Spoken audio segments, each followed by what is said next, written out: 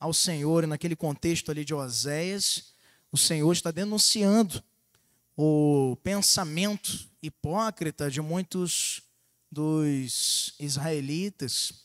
O povo de Deus estava vivendo de maneira hipócrita, pensando que só o conhecer e o prosseguimento no conhecimento de Deus era suficiente, quando ele está ali exortando o povo à prática e, através de seu servo, aplicando juízo sobre eles e também denunciando seus próprios erros e injustiças.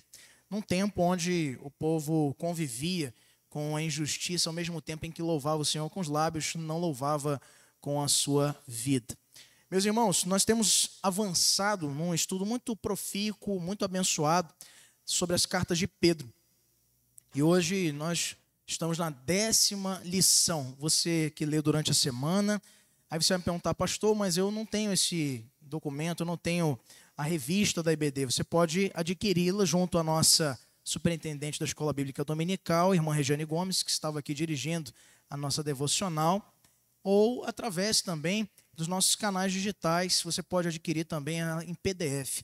Depois que a gente encerra uma jornada de lições como essa, Cultive a Esperança, baseada nas cartas de Pedro, você usa isso aqui como instrumento de evangelização para um vizinho, para um membro da sua família, porque agora você já foi capacitado.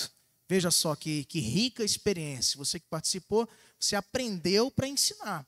Você não aprendeu só para guardar a preciosidade da palavra de Deus para você. Então você leve isso adiante. Olha só que grande oportunidade. E hoje nós vamos encerrar a primeira carta.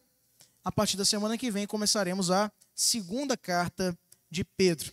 E a primeira carta de Pedro encerrada aí no capítulo 5, que nós acabamos de ler, as recomendações muito específicas que Pedro traz, tanto para pastores como também para pastoreados, ou para o rebanho, e também fazendo, como já é uma característica típica literária das epístolas, recomendações, saudações, não é? Menções, como faz ele aí já nos últimos versos, lembrando inclusive do seu amanuense, que era o redator. Pedro ali, nesse contexto, ditava já, e a redação era feita por um ajudante. Nesse caso aqui, ele mesmo menciona e já diz para nós quem foi, que foi Silvano, e também é mencionado por Paulo nas suas cartas como um grande cooperador da causa do Evangelho. Meus irmãos, hoje, mais do que em outros tempos, tendo em vista o avanço assustador de índices de doenças emocionais, como a depressão, como a ansiedade, como o estresse, a estafa e tantos outros males relacionados à mente, o aconselhamento pastoral tem sido uma das principais ferramentas, como sempre foi, no pastoreio de uma igreja local.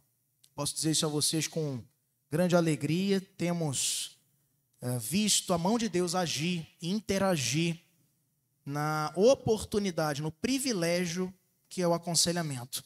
E é um privilégio duplo. Privilégio para quem aconselha, que é o pastor, que é um presbítero, que é um líder da igreja, como também é um privilégio para quem é aconselhado, na oportunidade de quebrar esses paradigmas seculares de hierarquia que não existem no reino de Deus.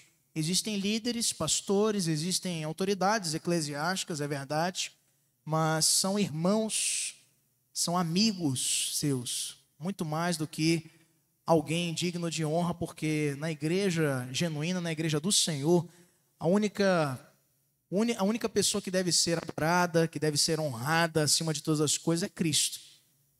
Cristo, ele é digno de toda honra, de toda glória e de toda adoração.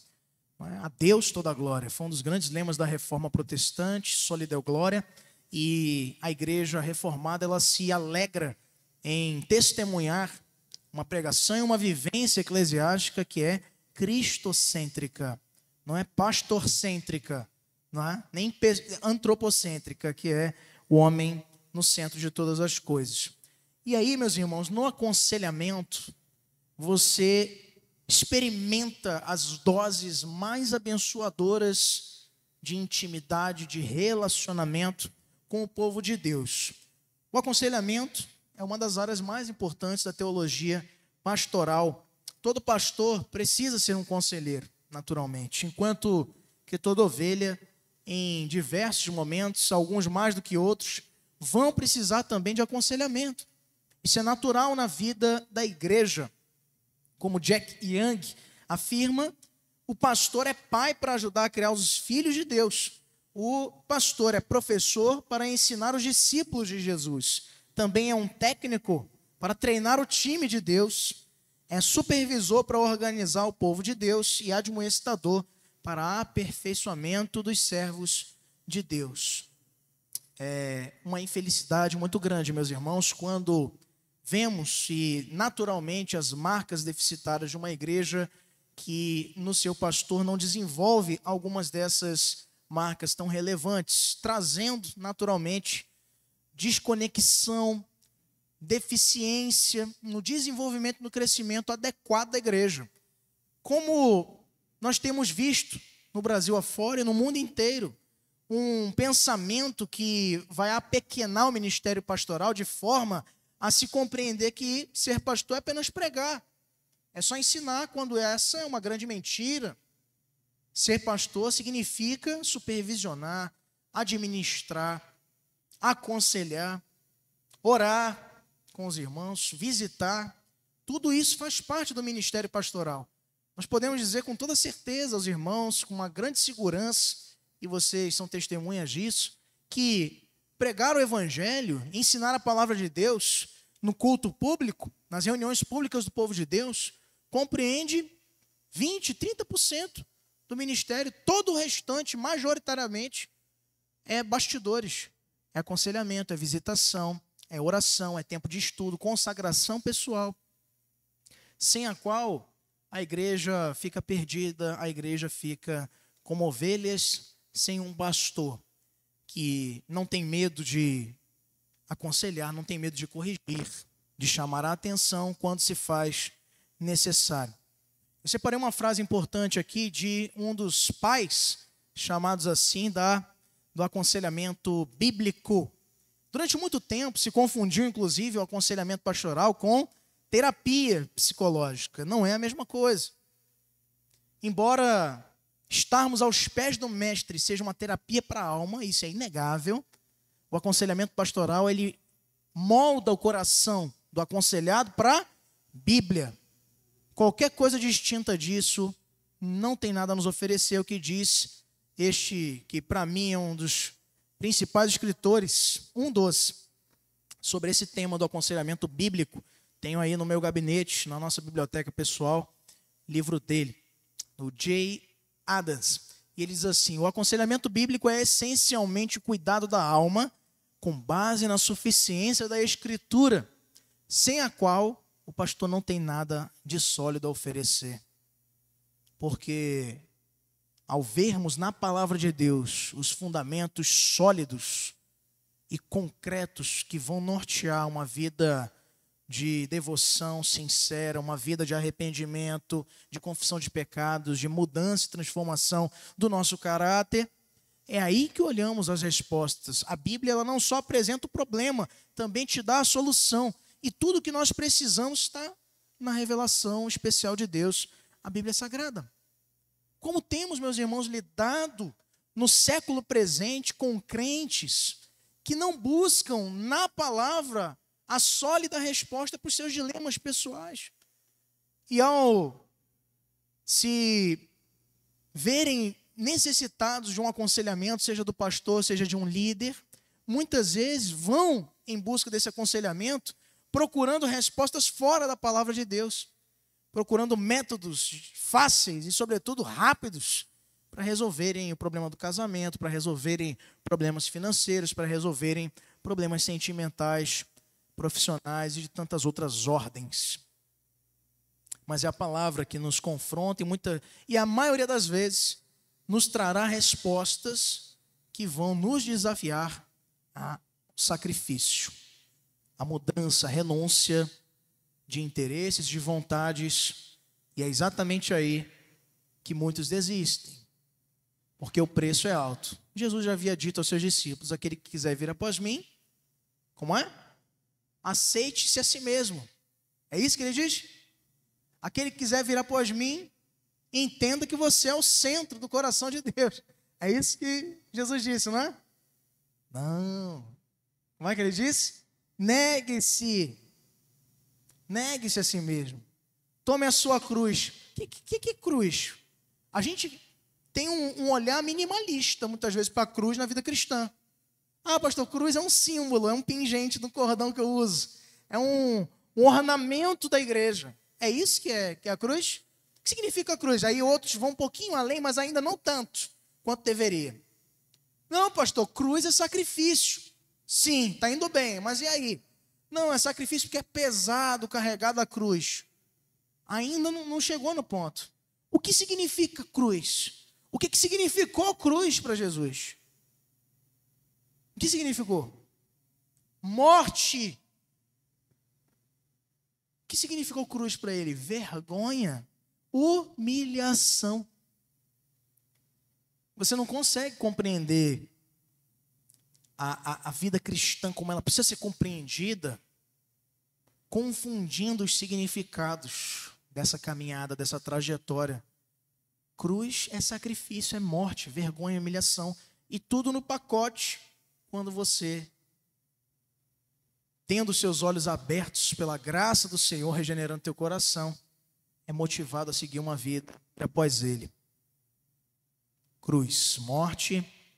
E esse convite à renúncia ao sacrifício é que precisa estar encrustado, precisa estar sempre associado ao aconselhamento. E Pedro, ele vai passeando por esse tema em toda a carta para culminar aqui no encerramento, para dizer aqui, olha, quem vai liderar, quem vai pastorear, tem que pastorear tendo isso em vista. Quem vai ser liderado tem que ser submisso, mas tendo isso em vista, por consequência de ter olhado seu líder também tendo esta visão.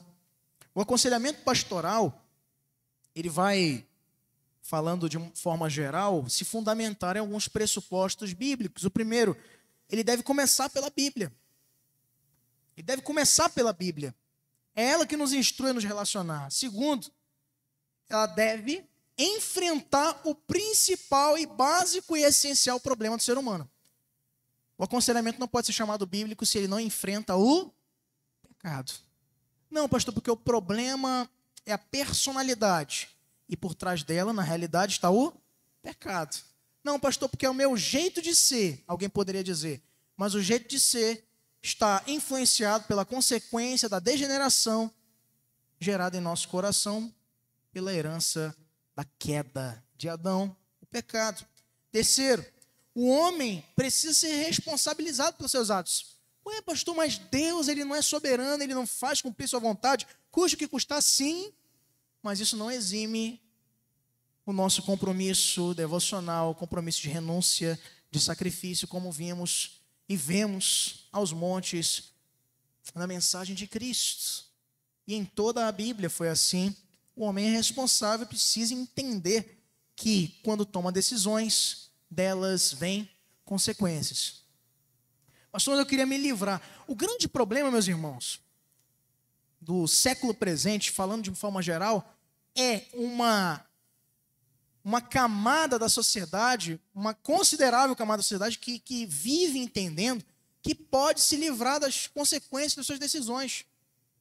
Você lembra de Onésimo? Você lembra de Filemon? Paulo escreve uma carta ao pastor da igreja de Colossos. Chamava-se ele Filemon, o homem de Deus. Naquele tempo, existia ainda a mão de obra servil, escrava, se assim você quiser ler também, tanto faz.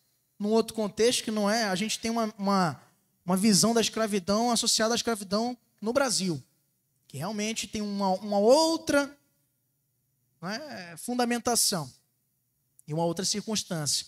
No tempo antigo, muito se tinha a figura do escravo por opção, a pessoa que tinha uma dívida e para pagá-la se tornava então servo, trabalhando para quitar uma dívida assumida.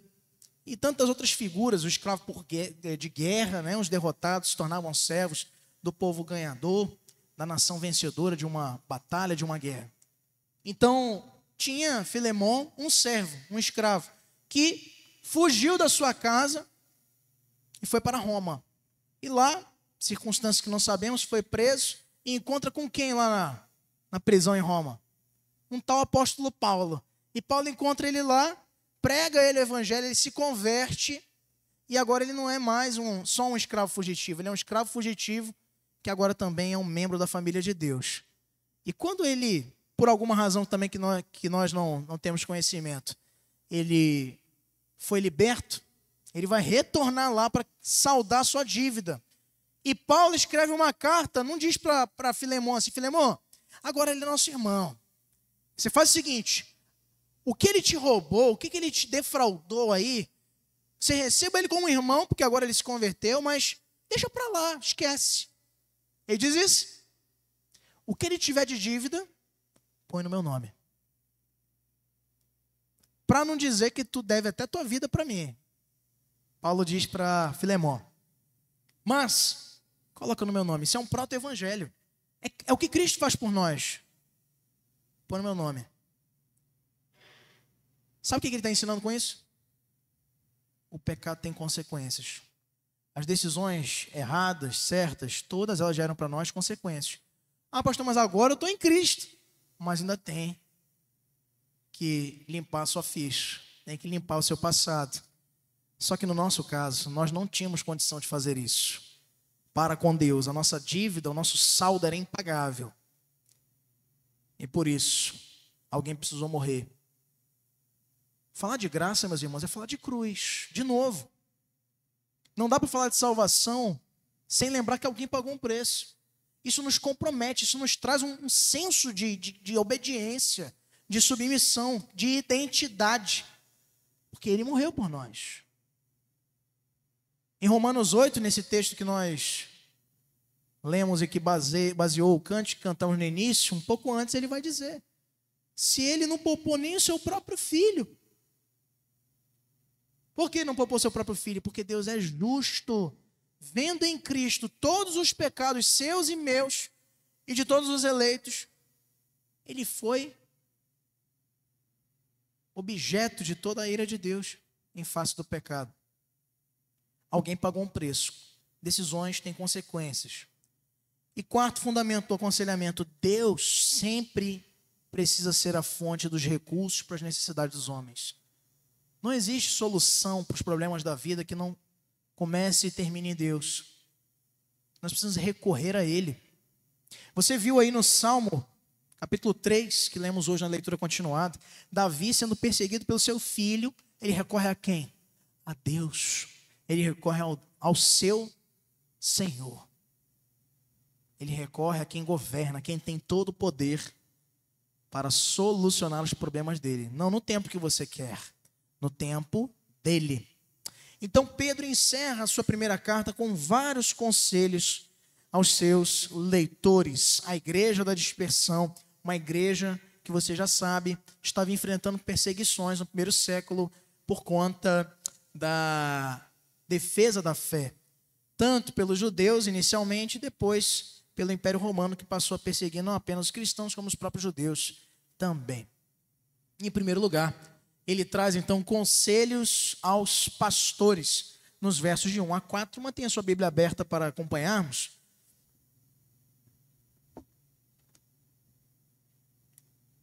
Primeira carta de Pedro, último capítulo, capítulo 5, nos versos de 1 a 4. Em tempos de perseguição, meus irmãos, e aflição, a igreja precisa da presença efetiva dos seus líderes. Sabendo disso, Pedro ele começa a dirigir seus conselhos finais a esses, porque é sabido que cai o líder, cai também o rebanho, sofre a igreja do Senhor, esta e tantas outras, lidou já com vicissitudes, dificuldades, e é por misericórdia do Senhor que ela se mantém de pé, porque é uma promessa, uma aliança que Cristo fez ao instituir a sua igreja. As portas do inferno não podem prevalecer contra ela, mas os líderes precisam ser objeto das nossas orações, como também os líderes precisam consagrar-se de maneira sincera ao Senhor, porque há sofrimento, há prejuízo para a causa do Evangelho quando se notabiliza a queda, quando se verifica a ruína de um desses líderes, de um pastor, de um presbítero, de um diácono, e assim sucessivamente. Ele traz 3 detalhes aqui de exortação para os pastores. Primeiro, os faz uma convocação. No verso 1, logo no comecinho ele diz: rogo, ele vai continuar, vai dizer: rogo, pois, aos presbíteros que há entre vós. Mas veja que ele não coloca menções mais vazias, superficiais. Esse rogo é uma convocação, é parakalô no grego. Uma exortação, uma convocação, uma admoestação aos líderes para uma tarefa de grande valor que ele vai continuar nos trazendo aí. Essa expressão ela vai ser repetida em outros textos bíblicos, como por exemplo, no texto tão conhecido de Paulo, lá em Romanos capítulo 12, no verso 1 e verso 2, quando fala ali da metanoia, da transformação da mente, a renovação da mente. Rogo, pois, também ele usa essa mesma expressão, que apresenteis o vosso corpo como sacrifício vivo, santo e agradável a Deus, que é o vosso culto racional. E não vos conformeis com este século, mas transformai-vos pela renovação da vossa mente. Também em Efésios 4:1, Paulo vai repetir essa mesma expressão. Uma convocação. Meus irmãos, o líder, ele é chamado por Deus, ele não é convidado por Deus. John Jewett, escrevendo sobre o chamado ministerial, ele diz que a vocação para o ministério pode ser relacionada a algemas invisíveis. Muitos dizem não, muitos resistem a esse chamado, mas vão, como eu acabei de falar na nossa introdução, enfrentar as consequências disso. Em um determinado momento, eu decidi também resistir a esse chamado.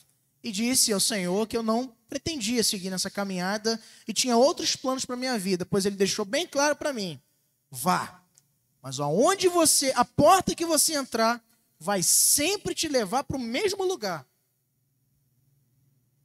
para destruição. Aí eu não quis pagar para ver. E aí eu obedeci ao Senhor e disse: eis-me aqui. Mas eu conheço pastores, amigos que, tendo do Senhor uma convocação, um rogo, um chamado, entenderam que era só um convite, era só uma sugestão de Deus. E falar de ministério não é falar de interesse, é falar de chamado, de vocação. Existe um grupo-alvo aqui. Essa convocação não é para qualquer um, é para os presbíteros que há entre vós. Rogo, pois, verso 1, aos presbíteros que há entre vós. Então, esse grupo aqui é chamado à consciência para o que ele vai ensinar logo em seguida. A palavra presbítero, como você sabe, do grego presbíteros, significa ancião. Não necessariamente na idade, mas na experiência. Precisa ser alguém experimentado, alguém que tenha vivência ao lado do Senhor. E eu já disse aqui que, via de regra, as cãs, ou os cabelos grisalhos, eles nos confundem. Muitas vezes vão nos induzir a pensar que essa pessoa é experiente, quando na verdade pode não ser. Como também podemos ter, com aquele olhar bem usual, um olhar de menosprezar um jovem, à medida em que, de repente, ele tem até muito a ensinar para pessoas mais velhas. Depende muito do tipo de vida que essa pessoa leva com o Senhor, sobretudo ao se tratar da igreja de Cristo. Então, a função de ancião já era, desde o tempo de Moisés, uma figura de respeito, de liderança no povo de Israel. Nomeia Moisés um conselho de anciãos quando está lá no deserto, em Êxodo 18, de 19 a 27, em Números 11, de 16 a 30. Esse modelo também vai ser usado pelos apóstolos quando fundavam e plantavam igrejas por onde passavam, cumprindo a tarefa que o Senhor Jesus havia confiado a eles de ir até os confins da terra. Então, aonde eles plantavam igrejas, também constituíam lá líderes que chamavam de presbíteros. E aí nós temos sinônimos na Bíblia, como também bispos, que é a mesma coisa. Também tínhamos ali pastores, evangelistas, todas essas figuras, mestres, vinculadas ao exercício espiritual das igrejas do Novo Testamento. Esse modelo foi adaptado pelos apóstolos, que era o do conselho de administração. Igrejas não eram administradas por uma pessoa só. Em Atos 15 você vê isso muito claramente. É por isso que nós reconhecemos que existem outros modelos de governo da igreja. O modelo episcopal, onde a figura da liderança está concentrada em uma pessoa só. Você conhece uma igreja muito antiga que tem esse modelo. Um determinado homem, investido de uma suposta santidade fora do comum, diz o que é certo e o que é errado. E contra o que ele diz, não há intervenção da igreja. Você já sabe de que igreja eu estou falando. Mas tem outras também. Não é só essa. Tem outras também que tem essa figura, que é um modelo existente no contexto das igrejas. Modelo episcopal. Tem também um modelo que é do outro lado. Não é concentrado, é totalmente desconcentrado, chamado modelo congregacional. Vamos pintar a igreja aqui, vamos trocar a cor. Vamos fazer agora cor, eu gosto muito dessa cor, cor areia. Ou então, vamos pintar de magenta. Não, isso aí já vai ficar muito chamativo.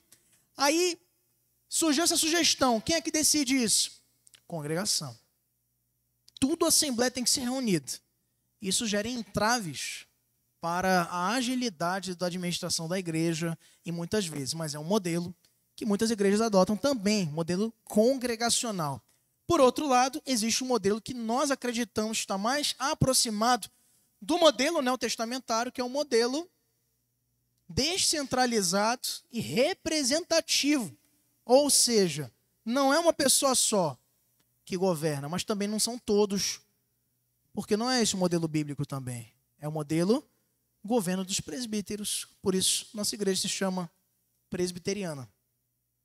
Não é? De repente, você que não está acostumado a isso, quando te diz isso, é por isso então, né? Acendeu uma lâmpada.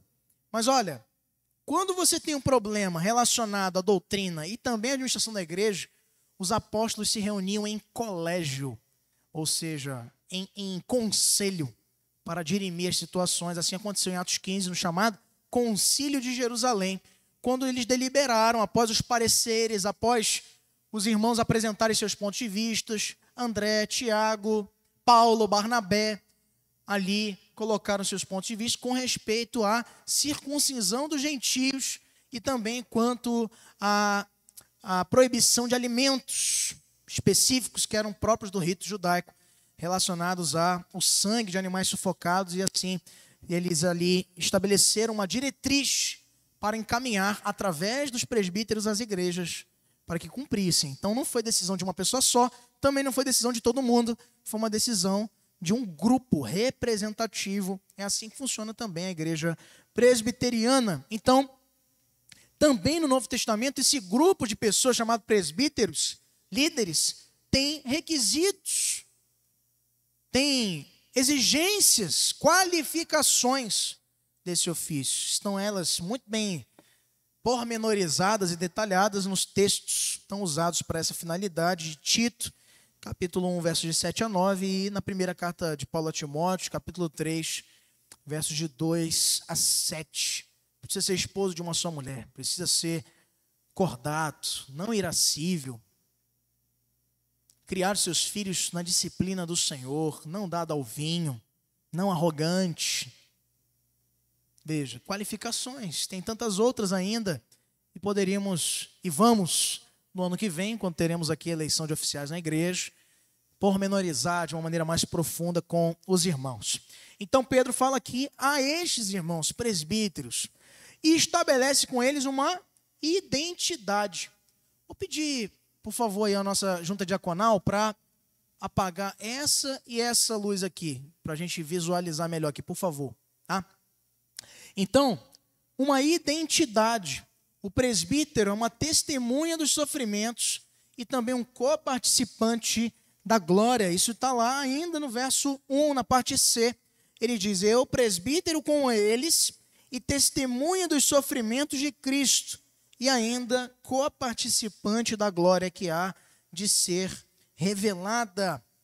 O presbítero, meus irmãos, aqui é como se o apóstolo fala para líderes, e ele se coloca em pé de igualdade. Você pode pensar, não, pastor Gabriel, mas apóstolo é maior que presbítero.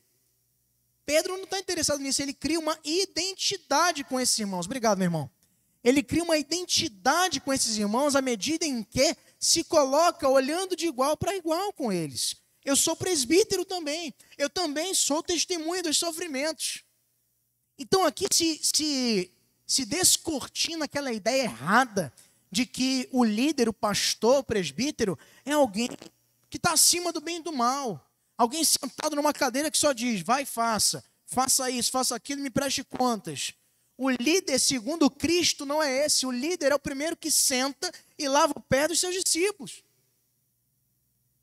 Ele é alguém como eles. Ele não diz, faça o que eu digo. Ele diz, faça como eu faço também. Imite o meu exemplo. Paulo diz isso muitas vezes. E Pedro aqui está consolidando ainda mais um pouco essa identidade. Nós precisamos nos preocupar, meus irmãos, com os rumos que a igreja evangélica muitas vezes toma contrário a isso. Quando o pastor se torna um chefe e não um irmão. Quando o pastor se torna autoritário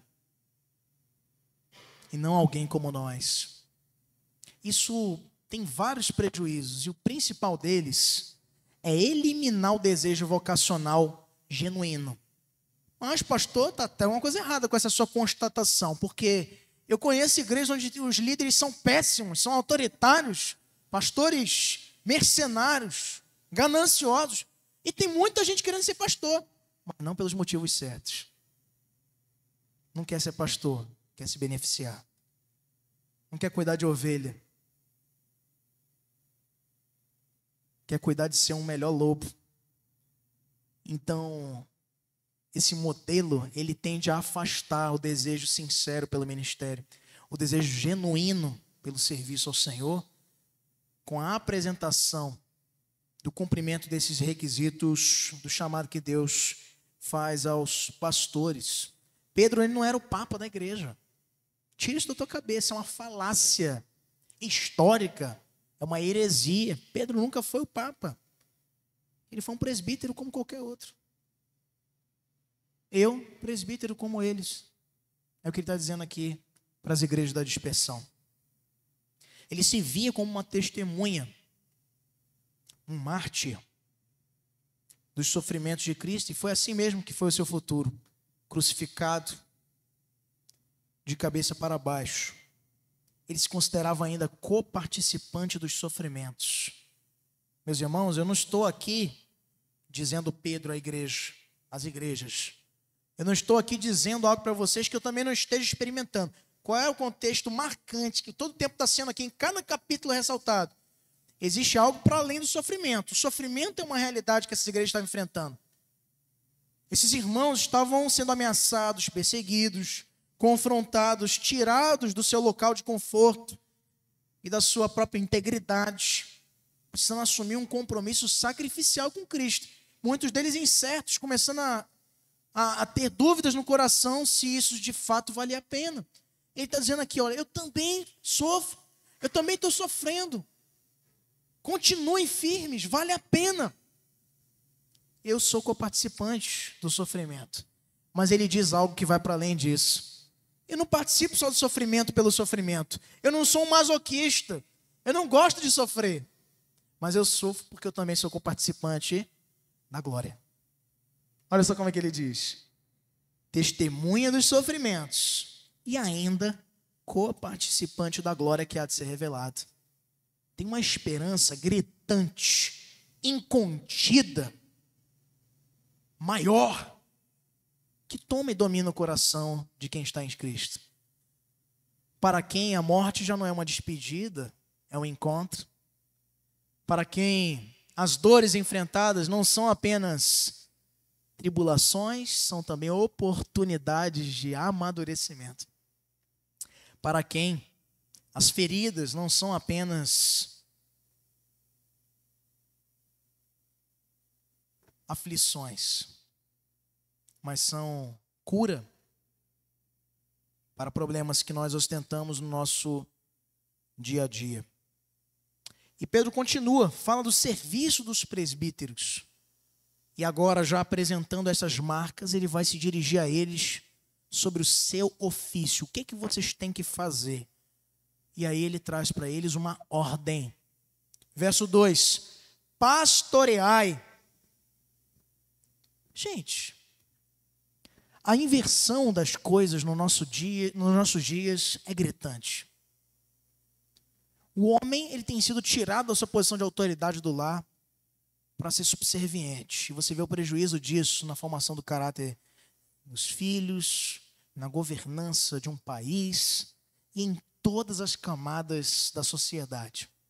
A mulher, muitas vezes, no seu papel, tem sido também colocada fora do que ela foi criada para desfrutar, para crescer, para se edificar, confundindo tudo. E isso vai desembocar também na igreja. É dito que Russell Shedd, certa vez, foi perguntado sobre o que fazer, que tipo de medida deveria ser adotada numa igreja que é pastoreada por uma mulher. Ele diz assim: ela precisa ser pastoreada. Então ela não está sendo. O homem, ele foi chamado para liderar. O homem, ele foi chamado para proteger, para suprir, para prover. E hoje que nós temos visto, meus irmãos, são homens fugindo do seu papel. Ah, pastor, mas mudaram os tempos? Sim, por consequência, inclusive, da negligência dos homens, que entendiam que liderar era oprimir, era ser violento, era viver de uma forma ameaçadora, sem compromisso com Deus, sem ser um servo dos seus irmãos, sem viver uma vida digna.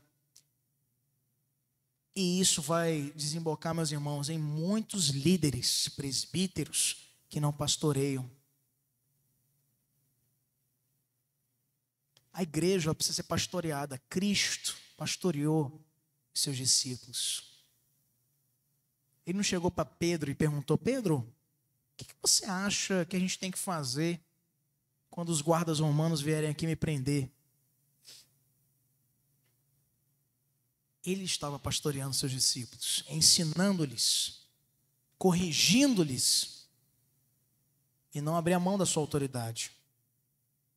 Pastor tem que pastorear. Agora, o que significa isso? Alimentar. Pastorear é guiar, governar, proteger o rebanho. A expressão rebanho de Deus aplica-se aqui no sentido figurado à igreja. No livro de Salmos nós vemos que nós somos o seu povo, rebanho do seu pastoreio. Precisa pastorear. E pastorear quem? O rebanho de Deus. Pastorear é o rebanho de Deus que há entre vós. Mas uma motivação é aqui apresentada. Versos 2 e 3. Não por constrangimentos, mas espontaneamente, como Deus quer, nem por sorte da ganância, mas de boa vontade.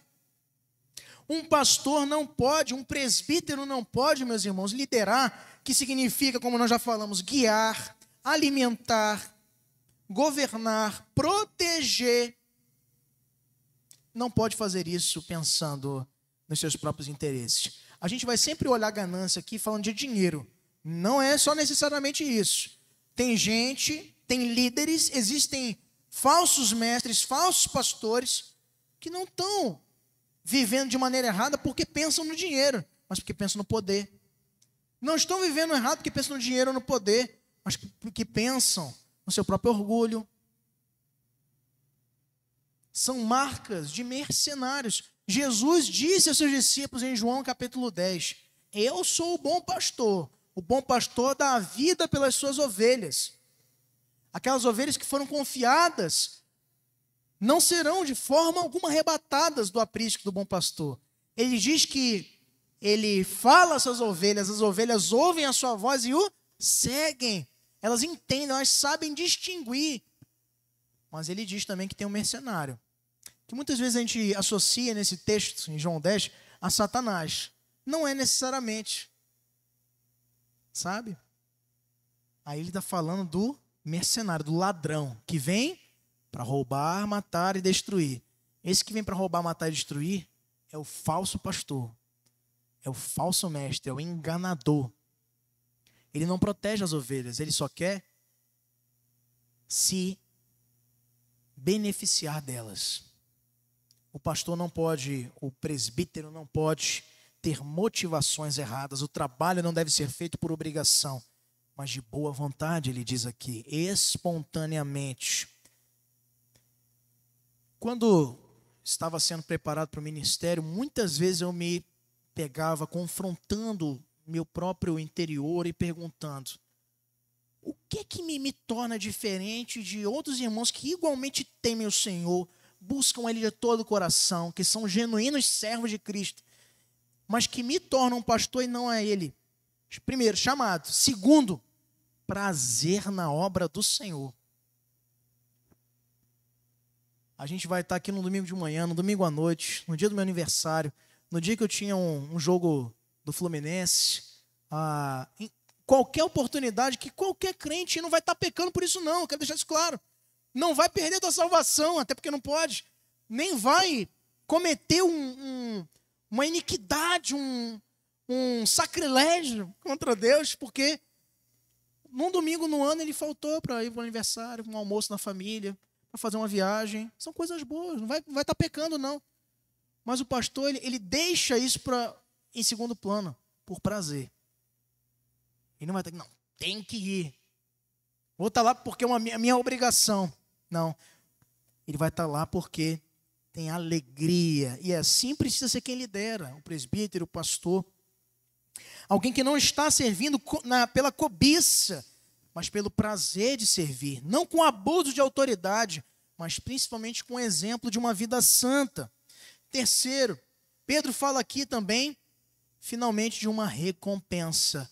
No verso número 4 ele diz: ora, logo que o Supremo Pastor se manifestar, recebereis a imarcessível coroa da glória.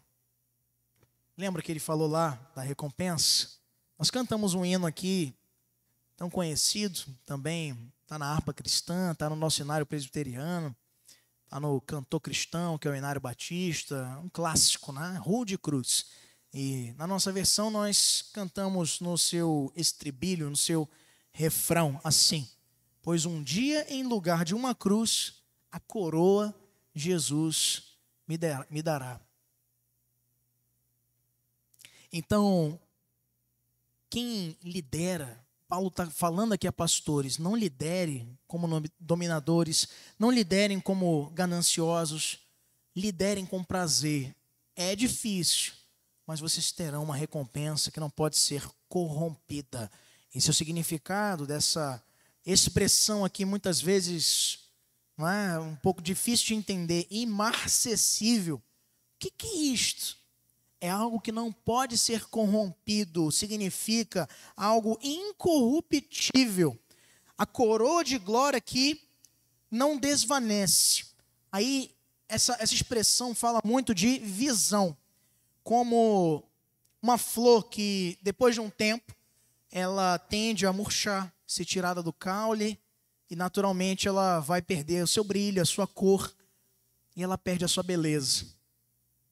Pedro está falando aqui para pastores que estão sendo ameaçados, pastores que têm a sua vida ou a sua morte marcada pelo Império Romano do tempo, homens que pela pregação e pela continuidade dela, ao permanecerem firmes na fé, significa que terão uma longevidade menor, terão uma expectativa de vida abreviada, como foi Paulo, no corredor da morte, ali tendo a sua cabeça decapitada, como foi o próprio Pedro.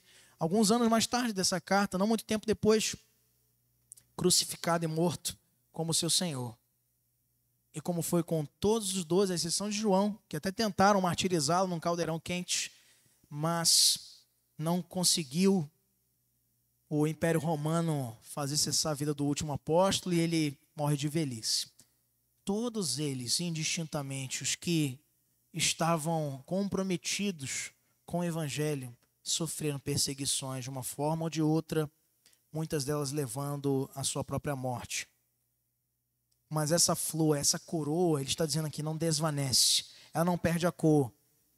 A coroa, ela continua sendo e continuará sendo para vocês, apesar das aflições, a recompensa que não pode ser tirada do pastoreio sincero. Essa imagem da coroa é um símbolo escatológico de vitória. É muito ressaltado aqui pela nossa lição de hoje, é uma afirmação verdadeira e profunda. A visão de João com respeito ao Apocalipse também vai nos colocar diante, não é, do governo das nações, nessa imagem que, embora simbólica, é também autoritativa, quando Jesus governará, regerá as nações, e com ele também estarão reinando os eleitos, os lavados e remidos pelo sangue do Cordeiro. Quando ele vai nos recompensar disso? Na segunda vinda de Cristo. Você não pode, enquanto pastor, enquanto líder, Pedro está dizendo isso aqui a eles, pensar na recompensa aqui da terra. Você não vai ter.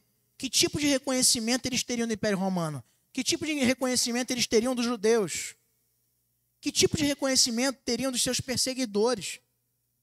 Nenhum, ao perseguirem, ou melhor, ao deixarem de persegui-los, como aconteceu alguns séculos mais tarde, isso vai significar exatamente a estagnação do crescimento genuíno da igreja, em muitos pontos.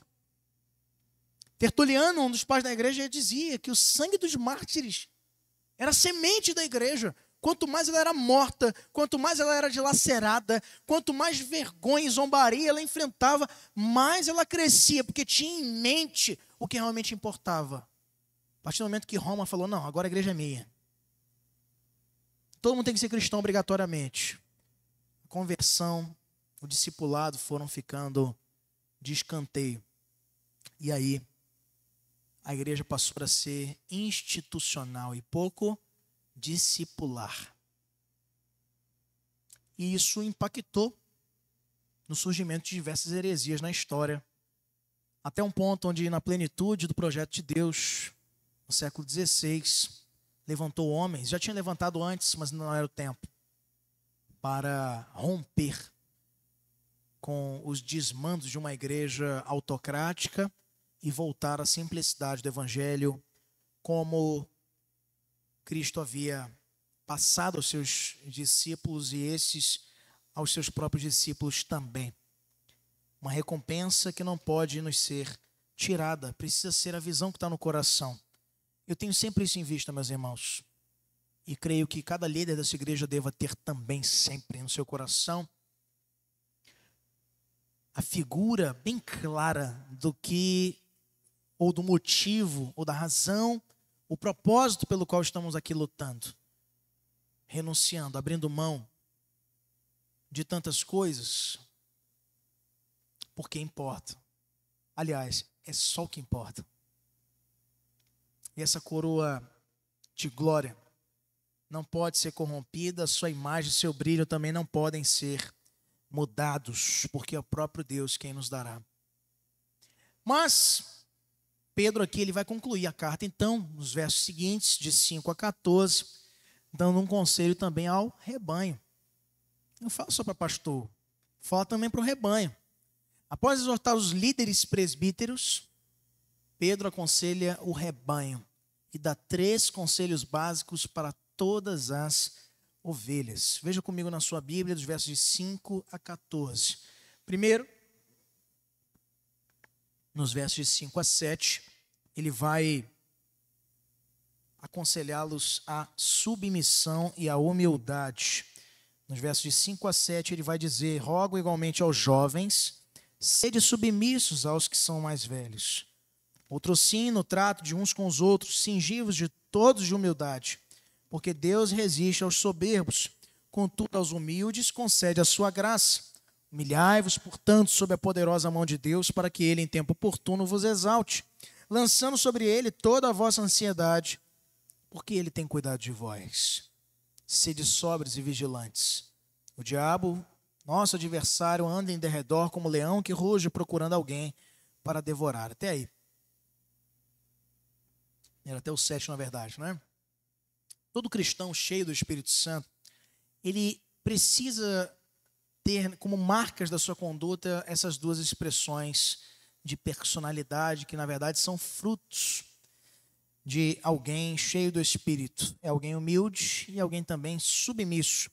Pedro ensinou que a submissão deve ser praticada pelo povo de Deus às autoridades. Ele falou isso, já estudamos aqui, lá no capítulo 2 dessa primeira carta, versos de 13 a 17. Também ele diz que os maridos precisam agir assim dentro das suas famílias, as esposas para com eles para com Cristo, submissão e humildade escalonada. Também empregados para com os patrões, capítulo 2, versos 18 a 25, e sobre os maridos, as esposas e estes todos a Cristo, e os filhos também, capítulo 3, versos de 1 a 7. Agora, ele recomenda aos jovens a submissão aos mais velhos. Os jovens devem ser submissos aos líderes, aqueles que na vida cristã já são mais experimentados. Essa submissão é uma atitude de maturidade. Quantas vezes nós vemos igrejas se dividirem, se arruinarem pela falta destas marcas dos liderados? Agora a gente não está falando de quem lidera, a gente está falando dos liderados. Igrejas que, por opiniões pessoais, por preferências do seu íntimo, acreditam que qualquer coisa é motivo para sair da igreja, para contestar a liderança, para contestar os presbíteros, contestar os diáconos, para contestar os pastores. Ah, mas meu irmão, foi o quê? Você está vendo uma heresia sendo pregada? Não, é porque eu não concordo com o horário do culto, eu não concordo com a temperatura do ar-condicionado da igreja. Que bobagem. Mas olha, a gente está falando aqui, parece, não é possível, pastor. Não, como diz o paraense, né? Não boto fé. Mas tem. Tem. Igreja que se divide por essas bobagens. Tem igrejas que têm dificuldade, a igreja, de cuidar, de honrar os seus líderes, por conta de preferências, de bobagens, de detalhes, filigranas, que não deixam de edificar, nem vão edificar a igreja propriamente, porque o que edifica a igreja é Cristo e a sua palavra. Pedro fala aqui de humildade e submissão como solução para todos os conflitos de relacionamento, e é fato. Dentro dos nossos próprios lares, meus irmãos, a humildade precisa ser testificada. Do marido que acha que está certo, mas ele não se importa com isso, ele vai pedir perdão. Da esposa que acha que está certa, mas ela se dobra e ela busca a restauração, a reconciliação. Os pais com os filhos. Quantas vezes que eu fui corrigido pelo meu pai, mas puxa, ele foi duro comigo, mas ele estava certo. E ele ia lá depois e me pedia perdão. Mostrando humildade, mostrando o coração de Cristo. Ele fala aqui para nos cingir-vos de toda humildade. Veja. Cingi-vos todos de humildade, porque Deus resiste aos soberbos. Verso 5. Contudo, aos humildes concede a sua graça. Ele citando aqui o texto lá de Provérbios, capítulo 3, verso 34. Pedro, que era um exímio conhecedor aí da Bíblia hebraica. Então, a humildade aqui é comparada a uma roupa que é colocada. Pastor, mas eu pensava que eu tinha que fazer uma terapia, que eu tinha que ter uma lavagem cerebral, espiritual, para ser humilde. Humildade é uma decisão. É uma roupa que você escolhe vestir e não tira mais. Cingir-vos é um avental. Colocar, atar no corpo para manter o que está por trás limpo. Isso significa, segundo a teologia prática de Pedro, que tudo quanto fizermos devemos fazer vestidos dessa roupa. Cingir-vos é vestir, colocar por cima a roupa da humildade. Por quê? Qual é o motivo disso? Ele diz, porque Deus resiste aos soberbos e derrama a sua graça sobre os humildes. Tiago vai repetir essa mesma expressão lá na sua carta, capítulo 4, verso 6. Deus, meus irmãos, detesta várias coisas, mas uma daqueles mais abomina chama-se orgulho, soberba. Abra a sua Bíblia comigo em Provérbios, capítulo 6, nos versos 16 e 17. Provérbios, capítulo de número 6, nos versos 16 e 17. Vou pedir um apoio aqui para um irmão ler para a gente. Nosso irmão presbítero Paulo Dias vai ler para a gente aí Provérbios 6, 16 e 17.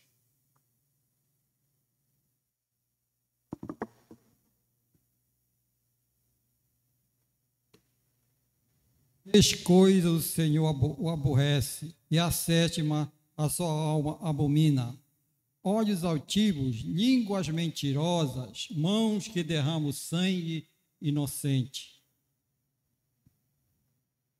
coração que trama projetos iníquos, pés que apressa a correr para o mal, testemunhas falsas que proferem mentiras e a que semeia contenda entre irmãos.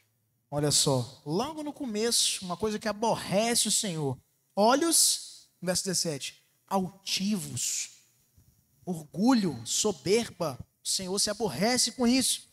Depois, ainda em Provérbios, capítulo 8, verso 13.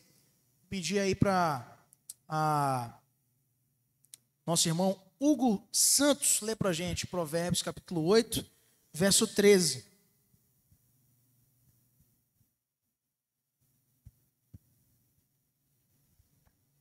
O temor do Senhor é odiar o mal. Odeio o orgulho, a arrogância, o mau caminho e a boca perversa.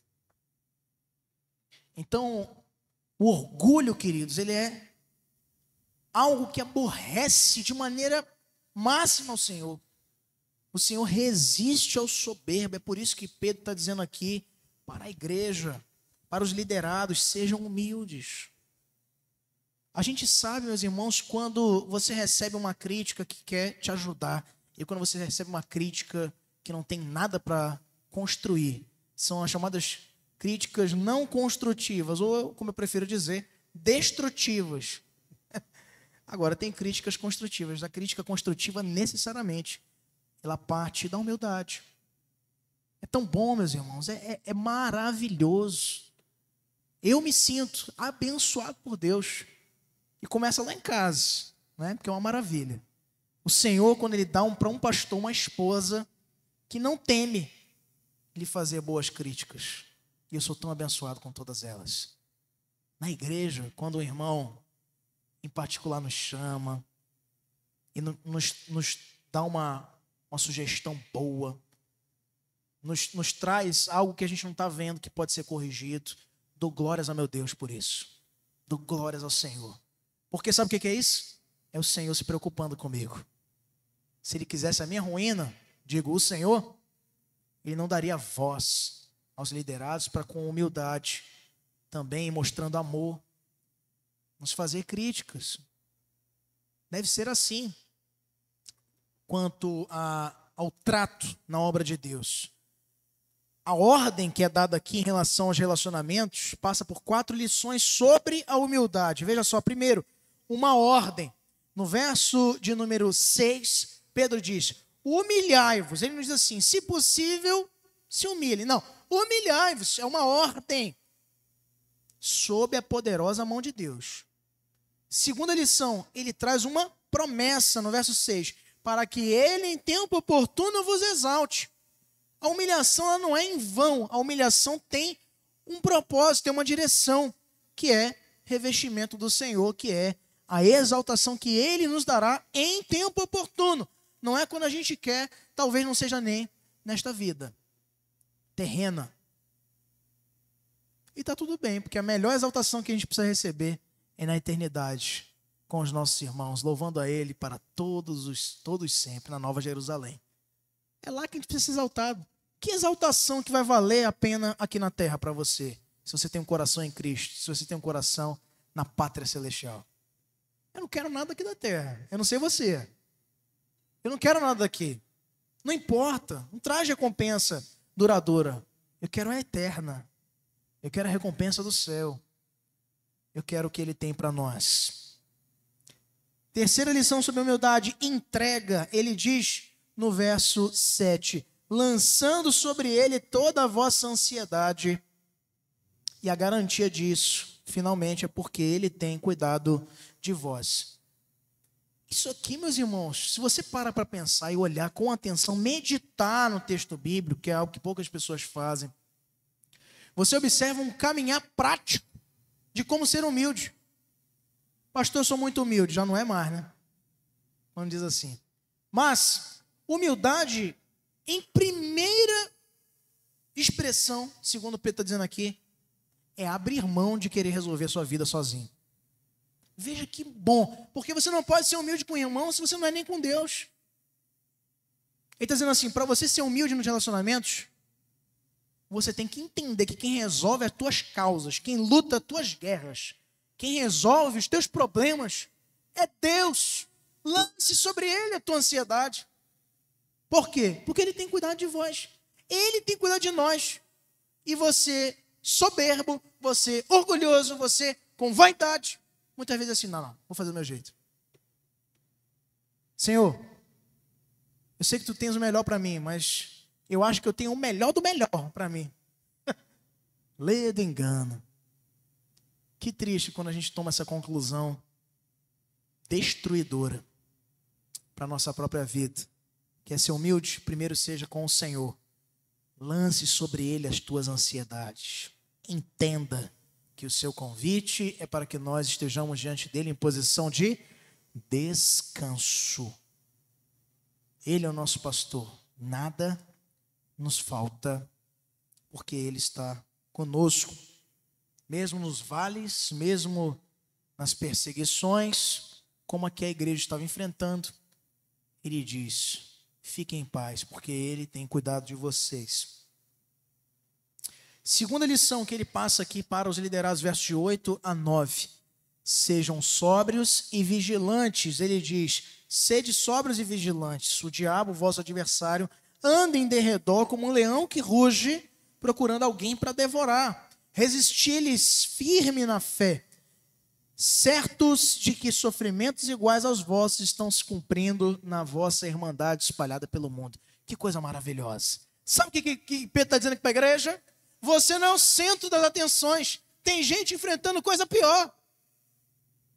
Saiba disso. Se sinta parte disso. Como é que você quer, meu irmão, enfrentar aqui no Brasil, na cidade de Ananindeua, uma vida mansa, tranquila, de luxo, de conforto, de alegria? Se tem irmãos seus lá na África morrendo por causa do Evangelho. Se tem gente lá na Ásia perdendo seus direitos, sendo trancada em cadeias, perdendo a sua família, perdendo mesmo a sua própria paz, por causa de Cristo. Ah, pastor, mas é tão duro. É tão duro perder um amigo por causa da fé. Pastor, mas é tão difícil, pastor, que eu enfrento problema no meu trabalho porque eu defendo a fé. Pedro está dizendo para aquela igreja, coloca o teu coração no lugar. Se você já aprendeu a ser humilde, agora você entende que você não é o centro das atenções. Os sofrimentos que vocês estão enfrentando são enfrentados também no mundo inteiro.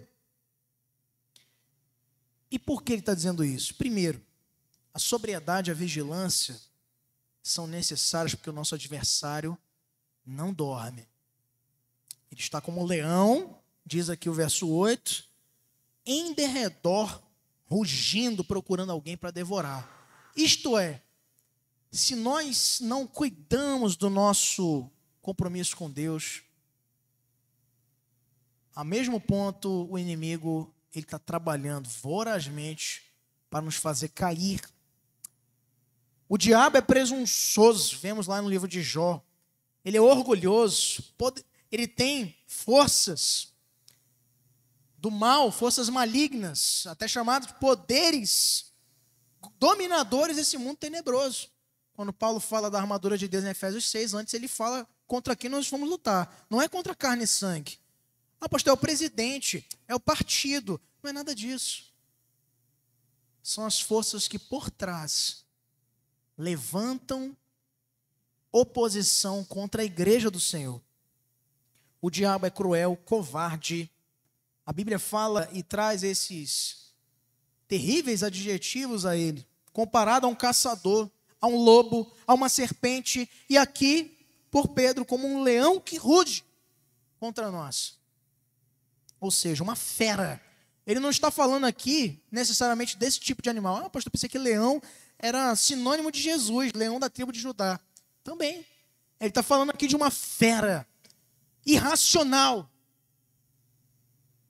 que não vai te dar colher de chá porque você passou uma semana sem orar, porque você passou meses aí sem ter contato com a palavra de Deus, fingindo ser crente. Vai falar assim, não, vou dar uma colher de chá, vou dar mais um ano para ele se arrumar. Aí sim, agora eu vou atacar. É uma fera, é irracional e ruge para nos peneirar. Jesus diz isso aos seus discípulos. Quando eles voltam, né, lá da primeira missão, e depois de terem curado, de terem expulsado demônios, de terem recobrado vista aos cegos e cheios do Espírito Santo, eles voltam para Jesus alegres. Ai, mas olha só, os demônios sob a tua ordem nos obedecem. Ele fala assim, enquanto vocês estavam lá, o diabo estava pleiteando como um raio para peneirar vocês. Ou seja, eles só venciam porque Jesus, antes deles, já tinha vencido. E estava garantindo a vitória deles. Eles vieram ali com aquela alegria por conta das obras realizadas. E Cristo estava dizendo para eles que toda conquista no mundo espiritual, ela demanda também um custo a ser pago. Jesus estava lá intercedendo por eles. Mas depois, eles próprios precisavam entender isso nos degraus mais profundos. Mas, meus irmãos, esse adversário, embora astuto para nos perseguir, nos devorar, ele não pode nos vencer. Nós podemos vencer esse adversário. É o que o texto nos diz. Verso 9. Resisti-lhes firmes na fé. Nossa resistência afugenta o inimigo, porque nos identifica com a vitória que Cristo já conquistou por nós. Ele já venceu todas as hostes malignas, os principados e potestades, destruindo todas as suas obras na cruz, como está lá em Colossenses 2,15, Hebreus 2,14, 1 João 3,8.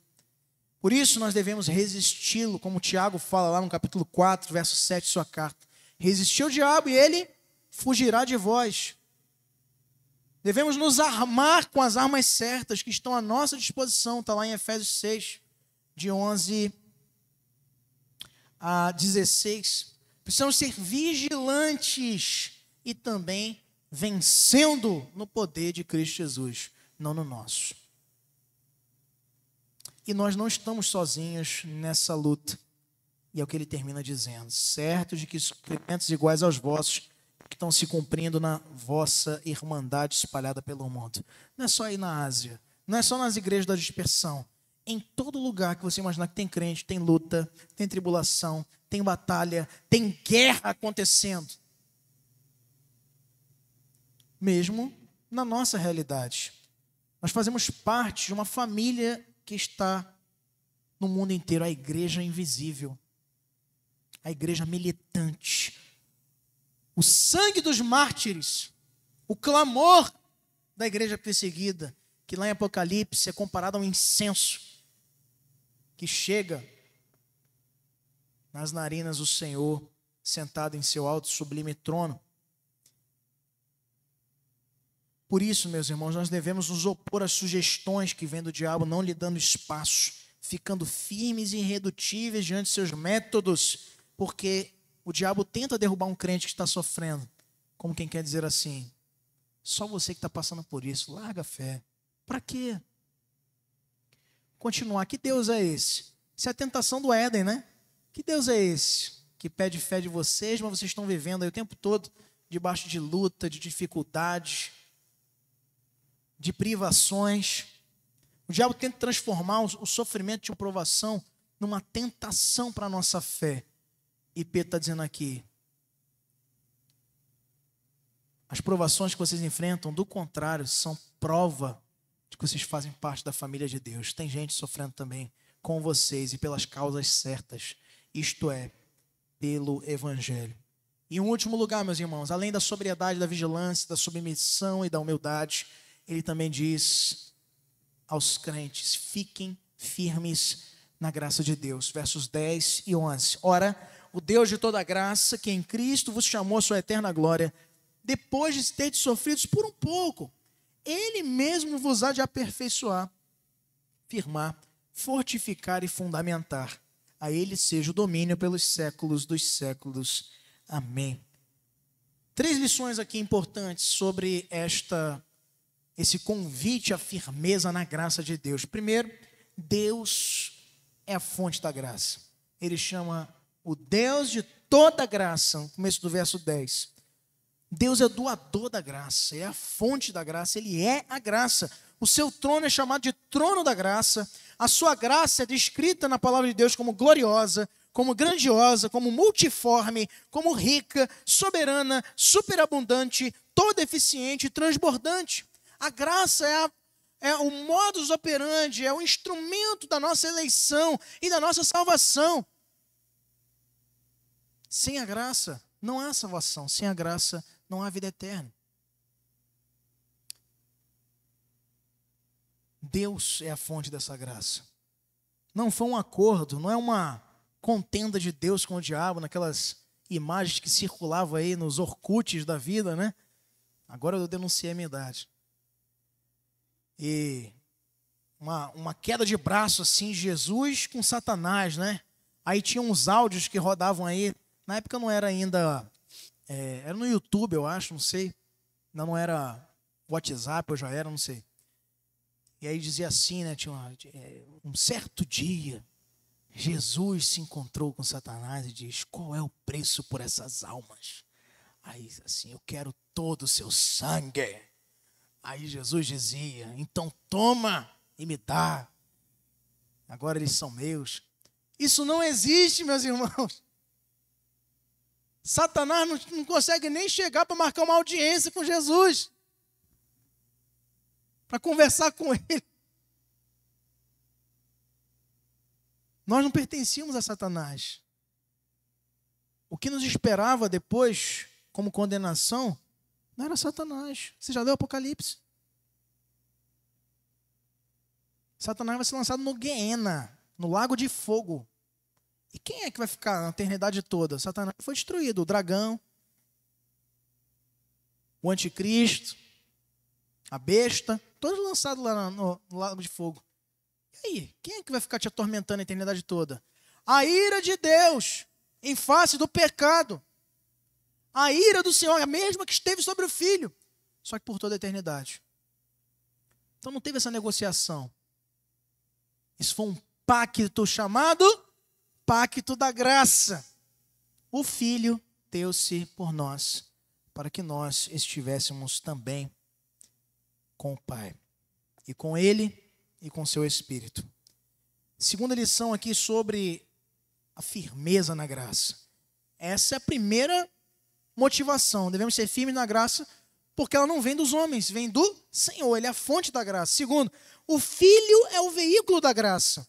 Em Cristo, ele diz aí no verso 10, ora, o Deus de toda graça, que em Cristo vos chamou à sua eterna glória. A graça de Deus nos é transmitida pelo Pai por meio do Filho. Nós somos chamados à graça de Jesus. E precisamos nos fortificar e crescer na graça de Jesus. Ela é a fonte da nossa salvação. É por meio do Filho que nós temos consciência do resultado da obra da graça em nosso viver. E terceiro, o Espírito Santo é o Espírito da graça. Veja, o Pai, o Filho e o Espírito Santo. Ele mesmo diz aqui, o verso 10 ainda, depois de ter sofrido por um pouco, ele mesmo vos há de aperfeiçoar, firmar, fortificar e fundamentar. Quem é que faz isso no nosso meio? Jesus, ele morreu, ressuscitou, foi assunto aos céus, está dentro de Deus e nos concedeu o Consolador, o Espírito da verdade, que o mundo não pode receber, mas que habita em nós. O Espírito, o penhor da nossa salvação, a garantia, o selo. É Ele que nos firma, que nos fortalece. É Ele quem nos fortifica e fundamenta. O Espírito agindo em nós, o que nós chamamos da obra da santificação. Ele usa 4 verbos aqui: aperfeiçoar, ou seja, colocar em ordem, completar. O que Jesus começou, ele completa, ele aperfeiçoa. Segundo verbo aqui colocado, ele menciona aqui, depois de aperfeiçoar, também firmar. Significa fixar firme. Ele diz aos seus discípulos: o Espírito vai vos fazer lembrar de todas as coisas que eu vos tenho ensinado.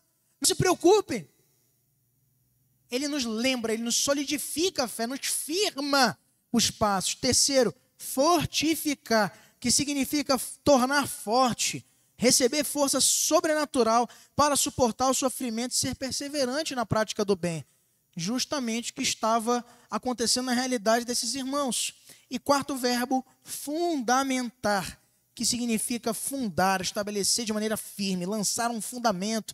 Ou seja, meus irmãos, o Espírito Santo, dentro da graça do Senhor, através da obra do Filho, em nós traz alicerces para que nós suportemos com firmeza as tribulações. A graça é a fonte da nossa esperança. É por isso que ele diz: fiquem firmes na graça de Deus. Fiquem firmes na graça do Senhor. O autor conclui a sua primeira carta apresentando algumas informações nesses versos de 12 até o verso número 14. Primeiro, ele nos fala quem escreveu a carta. Pedro. Ele escreve a carta por meio de um ajudante, de um redator, que ele aí chama Silvano, também mencionado aí como companheiro de Paulo, mesmo Silas.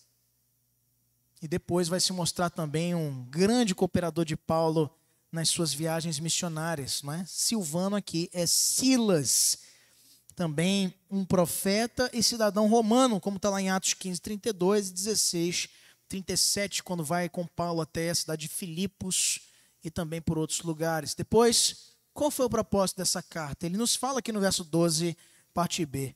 Vos escrevo resumidamente, exortando e testificando de novo que esta é a genuína graça de Deus. Nela estáis firmes. O propósito da carta foi trazer a eles encorajamento em meio às atribulações e às perseguições que estavam enfrentando.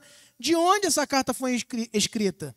E os versos 13 e 14 também nos respondem: aquela que se encontra em Babilônia, também eleita, vos saúda, como igualmente meu filho Marcos. Esse mesmo João Marcos, que foi rejeitado por Paulo no começo da segunda viagem missionária, gerando contenda entre Paulo e Barnabé, e que, tempos mais tarde, tanto para Pedro vai ser um considerável, um notável discípulo, sendo preparado, inclusive, para ser um evangelista, ele que registra o Evangelho de Marcos, o primeiro escrito, e depois vai ser também um ajudador de Paulo, já no final da sua trajetória, como vemos lá na segunda carta de Timóteo, a última escrita por Paulo, sendo ele considerado útil. E Paulo pede a Timóteo que envie até ele João Marcos para ajudar-lhe na prisão em Roma. Pedro está lá. Você sabe que o Império Romano começou a desenvolver uma empreitada de perseguição primeiro aos crentes, e depois, veja só, como a gente falou lá no começo, eles viram que não estava dando certo, aí eles vão procurar quem? Os líderes. E começaram a prender os apóstolos. Os judeus já tinham feito isso, né? Você vê logo no começo do livro de Atos. E Pedro está lá em Roma, ainda não preso necessariamente, mas ali já enfrentando e vendo bem de perto. Veja, o apóstolo está olhando, está sofrendo, co-participando de sofrimentos e também da glória. A Babilônia, que é chamada a grande e meretrícia cidade, a cidade de Roma. Mas lá tem gente eleita, e ele fala também eleita. A igreja que se encontra em Roma ou em Babilônia vos saúda, como igualmente meu filho Marcos. Saudai-vos uns aos outros com beijos amorosos, não é? Aqui o ósculo de amor. Paz a todos vós que vos achais em Cristo. A mensagem central da primeira epístola de Pedro é: os cristãos são chamados a permanecer firmes na fé, em meio ao sofrimento, vivendo em santidade e esperança, sabendo que a sua verdadeira cidadania e herança estão em Cristo. Essa é a mensagem, e que queremos encerrar aqui com essa frase de Alistair Begg: o aconselhamento pastoral é um ministério de proximidade. Ouvir, orar e aplicar a palavra para que o coração cansado encontre descanso em Cristo. Eu queria que você ficasse de pé comigo agora, e eu queria que você lesse comigo os versos 6 e 7. Vamos ler todos juntos os versos 6 e 7. Nosso grupo de louvor já vai tomar aqui o seu espaço para se preparar, por favor. Nós vamos ler aí os versos 6 e 7 a uma só voz. Vamos lá? Humilhai-vos, portanto, sob a poderosa mão de Deus, para que ele, em tempo oportuno, vos exalte, lançando sobre ele toda a vossa ansiedade, porque ele tem cuidado de vós. Está enfrentando tribulação? Está enfrentando lutas pessoais, familiares, financeiras? Experimenta entregar tudo para ele. Experimenta entregar resoluto, resolvido, tudo a ele. Porque é ele que cuida de nós. Ele é o supremo pastor. Ele não... o diabo está rugindo ao nosso redor, feroz para nos devorar. Mas também quem nos vigia não dorme. O guarda de Israel está cuidando de nós. O Senhor é a nossa torre forte, é o nosso alicerce. E é na sua graça que precisamos estar firmes diante das lutas e tribulações. Não esqueça disso. Vamos cantar um cântico que nos move a esse sentimento de